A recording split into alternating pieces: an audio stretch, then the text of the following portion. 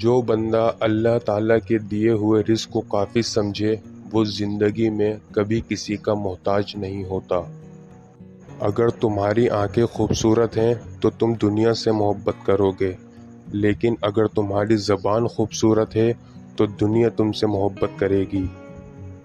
جب تمہاری مشکلات حد سے بڑھنے لگے تو سمجھ لو کہ اللہ تمہیں کوئی بلند مقام دینے والا ہے۔ بہت زیادہ مال و دولت جمع کرنے کے باوجود بھی قبر میں انسان کو خالی ہاتھ ہی جانا پڑتا ہے۔ تنہا شخص گناہ سے محفوظ ہے۔ ہر گناہ کی تکمیل دو سے ہوتی ہے۔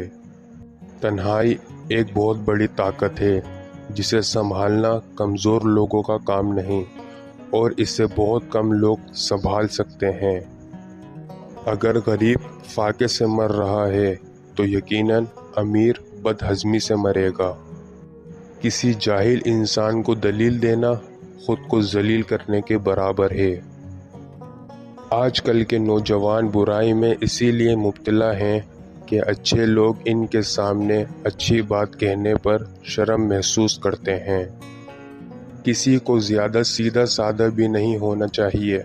یاد رکھو، جنگلوں کے اندر سیدھے درختوں کو جلدی کاٹ دیا جاتا ہے اور ٹیڑھے درخت اپنی جگہ پر کھڑے رہتے ہیں۔ دکھ روحانیت کی سیڑھی ہے، اس پر صرف صابر اور شاکر ہی چڑھ سکتا ہے۔ حال کی اصلاح کے لیے خیال کی اصلاح ضروری ہے۔ سمجھداری کی بات تو صرف دو ہی لوگ کر سکتے ہیں، ایک زیادہ عمر والے، دوسرے وہ جنہوں نے کم عمری میں بہت مشکلات دیکھی ہوں۔ اپنے بچوں کی تمام ضروریات خود پوری کریں اور ان کو ایسے عمدہ طریقے سے رکھیں کہ وہ کسی دوسرے کی طرف نہ دیکھیں۔ جب لوگ آپ سے کہیں کہ ہم آپ سے تنگ ہیں تو سمجھ جائیں کہ آپ اصول پرست ہیں یا پھر آپ ہی غلط ہیں۔ غصہ انسان کی عقل کو زنگ لگا دیتا ہے جو کبھی ختم نہیں ہوتا۔ دو قسم کے لوگ فضول گفتگو سے بچ سکتے ہیں، ایک جن میں ذکر کی کثرت ہو اور دوسرے وہ جن میں علم کی کثرت ہو۔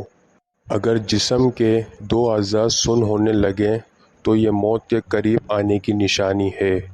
تمہارے پاؤں کا انگوٹھا اور تمہارے پاؤں کی تلی۔